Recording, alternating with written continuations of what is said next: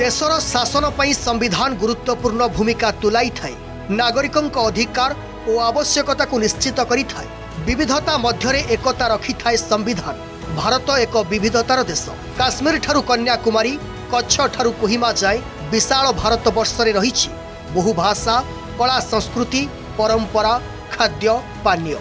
एपरि स्थिति रे संविधान हेउछि एमिति एक शक्ति जहाँ प्रत्येक भारतीय नागरिकों को एकत्र बांधि रखि थाए।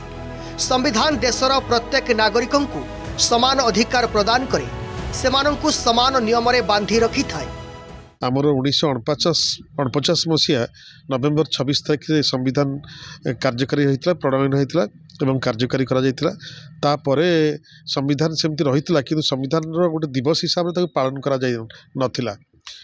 2014 मसीह मोदी सरकार आसला परे सी 2015 मसीह एटा को कार्यक्रम पालन करी आछुंती, संविधान दिवस हिसाब से पालन करुछंती। भारतीय संविधान हेउछि आम गणतंत्रर बलिष्ठ सर्वोत्कृष्ट ग्रंथ। भारतर प्रथम आईन मंत्री भीमराव रामजी आंबेडकर 1947 मसीह संविधान ड्राफ्ट कमिटीर सभापति भाव में नियुक्ति होइथिले। तांकु भारतर संविधान लेखिबार दायित्व मिलिथिला। संविधान रे भी अनेक जिनस परिवर्तन आछि, अनेक संशोधन होइछि एवं संशोधन भी आगको हबो हेई चलछि। से हिसाब रे आपण देखो 370 आर्टिकल को आमर सरकार तार आवश्यकता था हटाइया पई, तेणु सेटा को उच्छेद करिसंती एवं आगको मध्य अनेक जो रहिछि संविधान रे जदि किछि असुविधा त्रुटि थाए ताकू भी परिवर्तन करी देशर हित पई ताकू कार्यकारी करिवे ए सरकार। अनेक जिनस परिवर्तन से आनिचंती।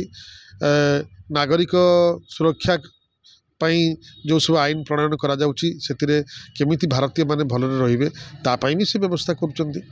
तेणु एथिरे कोनोसी प्रकार व्यवस्था रे जो परिवर्तन दरकार से परिवर्तन से करुचंती एवं से परिवर्तन को आम समस्त समर्थन करिया दरकार। ब्यूरो इनपुट सह मयूरभंज रंजन दास का रिपोर्ट, अर्गस न्यूज।